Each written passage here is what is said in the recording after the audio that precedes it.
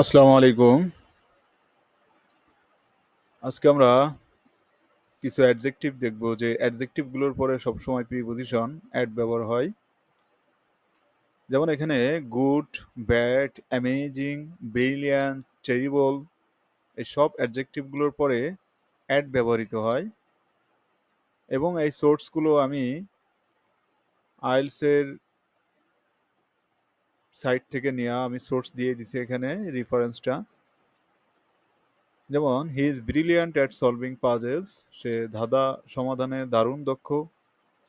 She is really bad at cooking, সে সত্যিই রান্না করতে অদক্ষ। They are amazing at photography, ফটোগ্রাফিতে তারা অসাধারণ। I am terrible at singing, অর্থাৎ আমি গান গাওয়ায় অদক্ষ বা আমি গান গাওয়ার ক্ষেত্রে খুব দুর্বল। তাহলে এখানে ব্রিলিয়ান্ট অ্যাট অর্থ দক্ষ, ব্যাড অ্যাট অর্থ অদক্ষ, অ্যামেজিং অ্যাট অসাধারণ, টেরিবল অ্যাট খুবই দুর্বল বা অদক্ষ।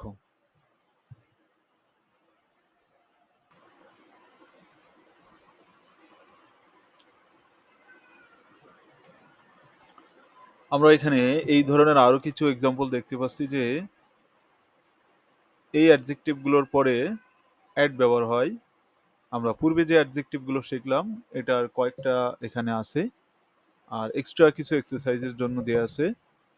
তো এই যে অ্যাডজেক্টিভগুলো এটার পরে অ্যাড ব্যবহার হয় এবং সেটি দ্বারা কোনো দক্ষতা বা সামর্থ্যকে বোঝায়। যেমন he is good at solving puzzles, she is bad at drawing, they are amazing at photography, I am terrible at dancing, he is brilliant at coding, সে কোডিংয়ে খুব মেধাবী, শি ইজ এক্সিলেন্ট অ্যাট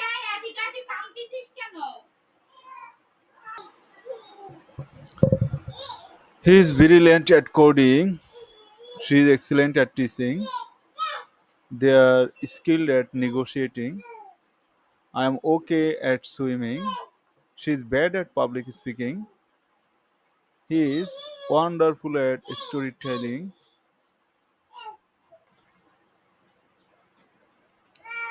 এখানে যে প্রত্যেকটা অ্যাডজেক্টিভ সবগুলোর পরে কিন্তু এখানে অ্যাড ব্যবহার হলো এবং এই প্রত্যেকটা অ্যাডজেক্টিভ দ্বারা কোনো না কোনো দক্ষতা বা সামর্থ্যকে বোঝাচ্ছে। যেমন দে আর স্কিলড অ্যাট নেগোশিয়েটিং, তারা দর কষাকষিতে দক্ষ। He is wonderful at story telling, অর্থাৎ সে গল্প বলায় চমৎকার বা বিস্ময়কর। এই ওয়ান্ডারফুল অ্যাট তার মানে সে চমৎকার, চমৎকার তার দক্ষতাকে বোঝাচ্ছে। তাহলে কিন্তু এটা প্রত্যেকটা অ্যাডজেক্টিভ দ্বারা কোনো না কোনো দক্ষতাকে বোঝাচ্ছে এবং এগুলোর পরে অবশ্যই অ্যাড ব্যবহার হবে।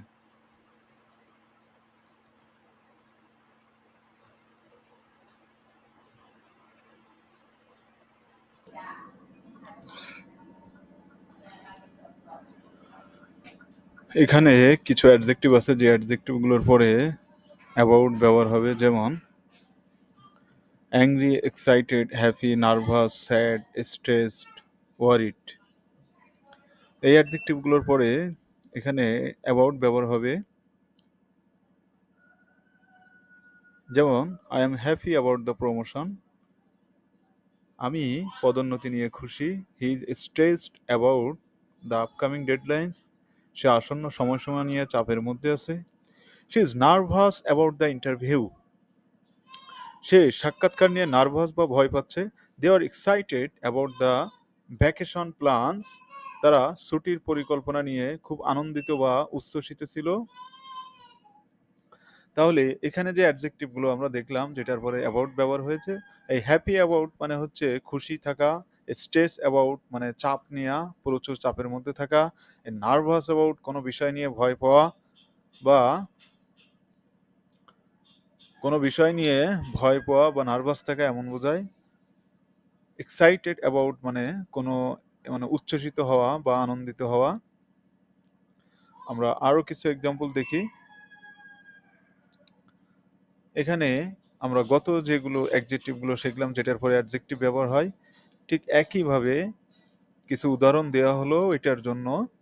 যেমন এই ধরনের অ্যাডজেক্টিভ যেটা দ্বারা ফিলিংস বা ইমোশন কোনো ধরনের আবেগ বা অনুভূতিকে বোঝাবে, এইগুলোর পরে সবসময় এখানে এই জাতীয়কে অ্যাবাউট ব্যবহার হবে এরপরে। যেমন I am excited about the weekend, she is nervous about the test, they are happy about the decision, he is stress about work, we are worried about the storm, she is angry about the delay, I am curious about the new policy, he is unsure about the proposal, they are relieved about the result,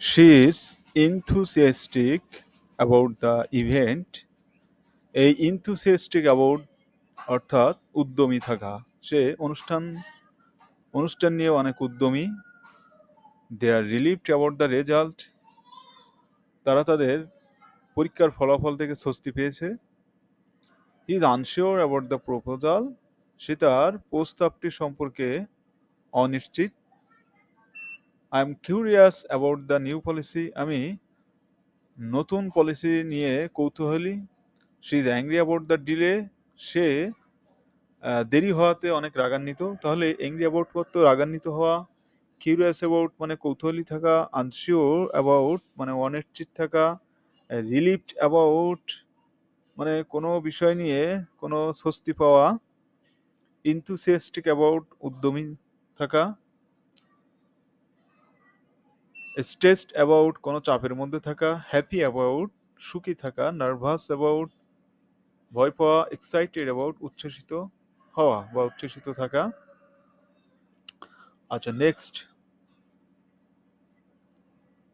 এখানে আমরা যে adjective গুলো দেখছি যেটা এক ধরনের অনুভূতি, ও use of with feelings, অর্থাৎ এই অনুভূতি এই ধরনের যে অ্যাডজেক্টিভ গুলো এটার পরে সবসময় আমরা কি অফ ব্যবহার করে থাকি। যেমন she was terrified of heights, সে উচ্চতা নিয়ে খুব ভয় পেত, I am ashamed of my behavior last night, গত রাতে আমার আচরণের জন্য আমি লজ্জিত, he is proud of his team success, সে তার দলের সাফল্যের জন্য গর্বিত, you should be aware of the risk involved, তোমার জড়িত ঝুঁকিগুলো সম্পর্কে সচেতন থাকা উচিত, you should be তোমার হওয়া উচিত aware of সচেতন, the risk involved অর্থাৎ তোমার জড়িত ঝুঁকিগুলো সম্পর্কে সচেতন থাকা উচিত। এই ধরনের আরো কিছু অ্যাডজেক্টিভ যেগুলোর পরে সবসময় অফ ব্যবহার হয়, যেমন she is afraid of spiders, I am proud of my achievements, he is aware of the problem, she is ashamed of her behaviour, he is jealous of his friend success, I am tired of waiting, they are scared of the dark, she is fond of her pets, I am suspicious of his motives, he is capable of solving this issue। এখানে যে প্রিপোজিশনগুলো ব্যবহার করা হয়েছে অ্যাডজেক্টিভগুলোর পরে, তো আমরা অর্থটা দেখি যে অ্যাফ্রাইড অফ অর্থ এখানে ভীত, প্রাউড অফ গর্বিত, অ্যাওয়ার অফ সতর্ক, অ্যাসাম্পড অফ লজ্জিত, জিয়েলাস অফ ঈর্ষান্বিত, টায়ার্ড অফ ক্লান্ত, স্ক্যার্ড অফ মানে ভীত, ফন্ড অফ এখানে ফন্ড অফ মানে প্রিয়, সাসপিশিয়াস অফ মানে সন্দিহান, এই ক্যাপাবল অফ অর্থ সক্ষম। তাহলে এই অ্যাডজেক্টিভগুলো পরে সবসময় অফ ব্যবহার হবে এবং যেটা দ্বারা কোনো অনুভূতি বা সচেতনতাকে বোঝাবে। Next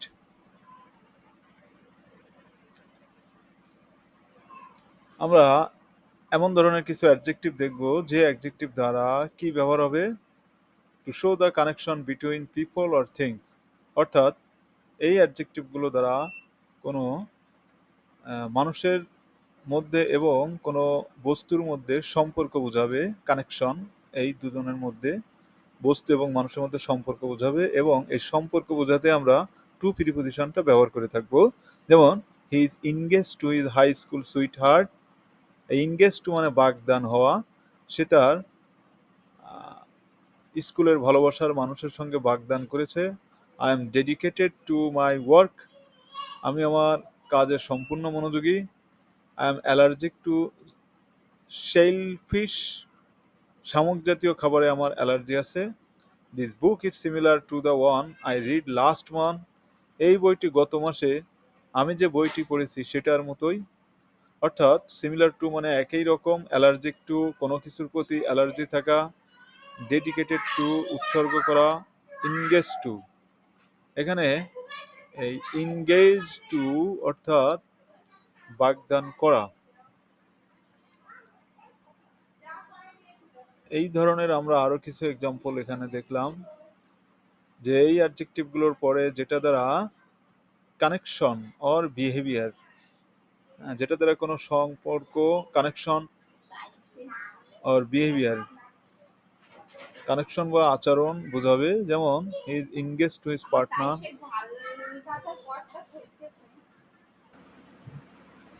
he is engage to his partner, she is married to a musician, I am dedicated to my work, they are allergic to peanuts, this item is similar to that one, is kind to animals, she was she was rude to the waiter, they are helpful to their colleagues, is friendly to everyone, she is grateful to her parents। অর্থাৎ এই যে adjective গুলো এগুলোর পরে কিন্তু কি হলো, preposition two ব্যবহার হলো। ইনগেজ টু নিয়োজিত থাকা বা বাগদান করা, ম্যারিড টু বিবাহ হওয়া, ডেডিকেটেড টু উৎসর্গ করা, অ্যালার্জিক টু কোনো কিছুর প্রতি অ্যালার্জি থাকা, সিমিলার টু একই রকম, কাইন্ড টু মানে দয়ালু, দয়াশীল হওয়া কোনো কিছুর প্রতি, রুট টু মানে কোথাও নিষ্ঠুর হওয়া কোনো কিছুর প্রতি, হেল্পফুল টু মানে উপকারী বা সাহায্যকারী হওয়া, ফ্রেন্ডলি টু মানে কারোর সাথে বন্ধুভাবাপন্ন হওয়া, গ্রেটফুল টু হার প্যারেন্টস, এই গ্রেটফুল টু মানে কৃতজ্ঞ থাকা। আচ্ছা, নেক্সট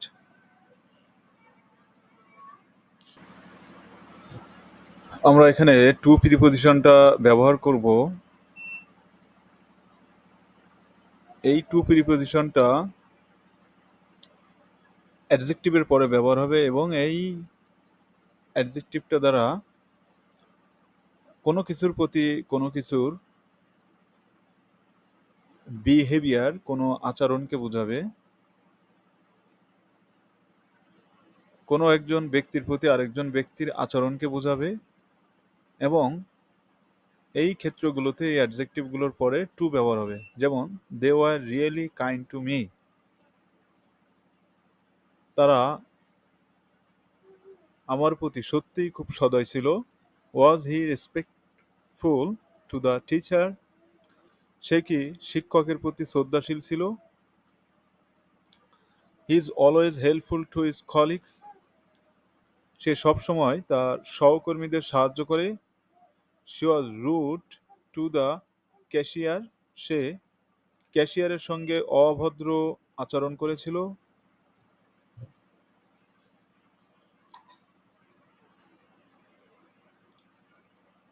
এখানে যে অ্যাডজেক্টিভগুলো আমরা দেখছি, যেমন গুড, ব্যাড, নন, রেসপন্সিবল, এই অ্যাডজেক্টিভগুলোর পরে ফর প্রিপোজিশন ব্যবহার হয়ে কি অর্থগুলো বোঝাচ্ছে আমরা একটু দেখি।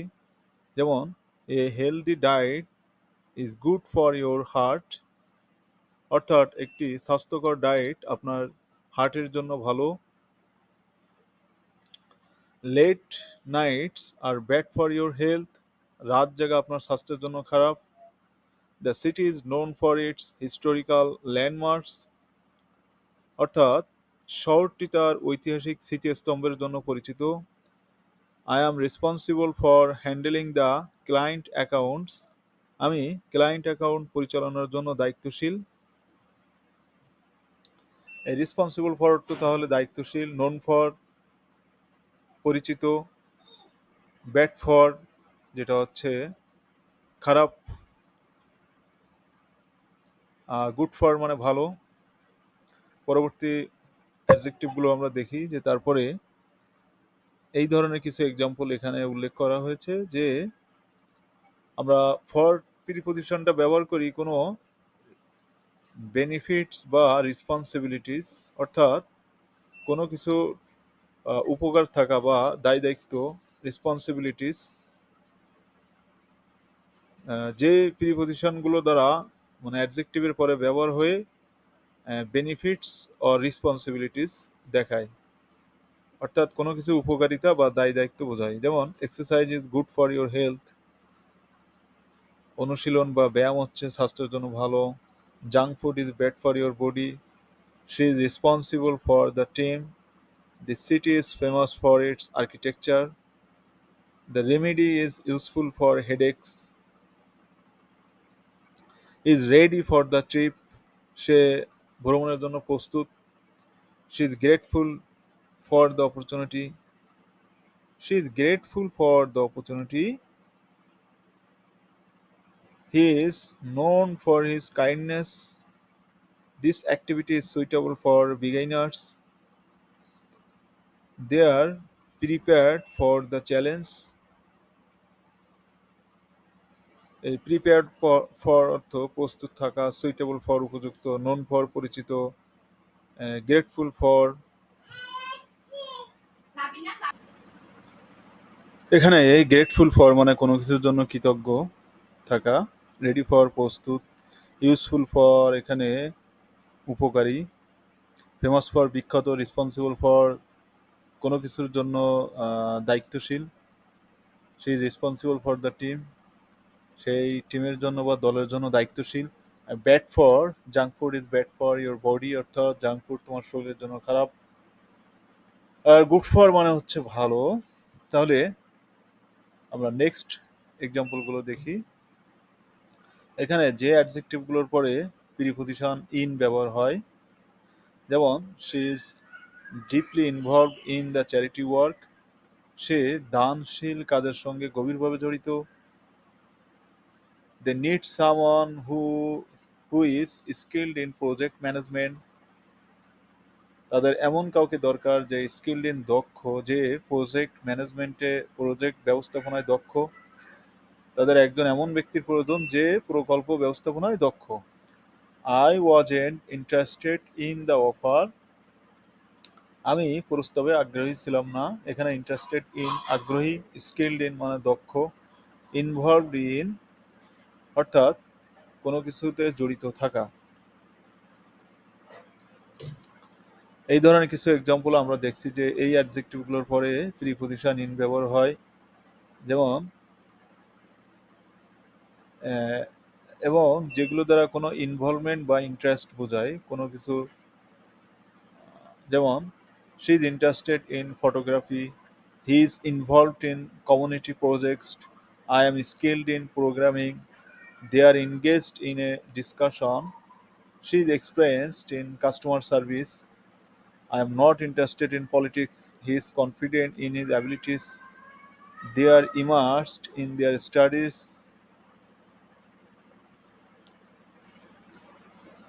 they are immersed in their studies,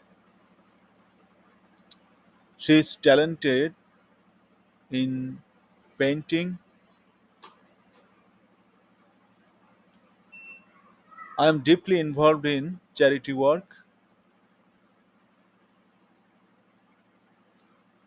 তাহলে আমরা এই বিষয়গুলো বুঝতে পারলাম যে প্রিপজিশনগুলো এবং কোন কোন অ্যাডজেক্টিভের পরে কোন প্রিপজিশনগুলো ব্যবহার হয়। আচ্ছা, এখানে আমরা একটু অর্থগুলো দেখি যে ইনভলভ ইন মানে জড়িত থাকা, ট্যালেন্টেড ইন মানে যেটাতে দক্ষ। এখানে যেমন দে আর ইমার্সড ইন দেয়ার স্টাডিজ, তারা তাদের লেখাপড়ায় মগ্ন। ইমার্সড ইন মানে মগ্ন থাকা, কনফিডেন্ট ইন মানে আত্মবিশ্বাসী, he is confident in his abilities, সে তার সামর্থ্যে আত্মবিশ্বাসী। I am not interested in politics, আমি পলিটিক্সে আগ্রহী নই। She is experienced in customer service, সে কাস্টমার সেবায় দক্ষ বা অভিজ্ঞ। They are engaged in a discussion, তারা একটা আলোচনায় এখন জড়িত। এনগেজড ইন কোনো কিছুতে নিয়োজিত থাকা। স্কিলড ইন মানে দক্ষ, I am skilled in programming, আমি প্রোগ্রামিংয়ে দক্ষ। হি is involved in community project, আমি কমিউনিটি প্রজেক্টে জড়িত। I am interested in photography, আমি ফটোগ্রাফিতে অনেক আগ্রহী, ইত্যাদি। আচ্ছা, ধন্যবাদ। তাহলে আজ এই পর্যন্তই। লেকচারটা ভালো লাগলে অবশ্যই সবাই লাইক দিবেন, কমেন্ট করবেন এবং সাবস্ক্রাইব করবেন। পাশে থাকার জন্য ধন্যবাদ। আসসালামু আলাইকুম।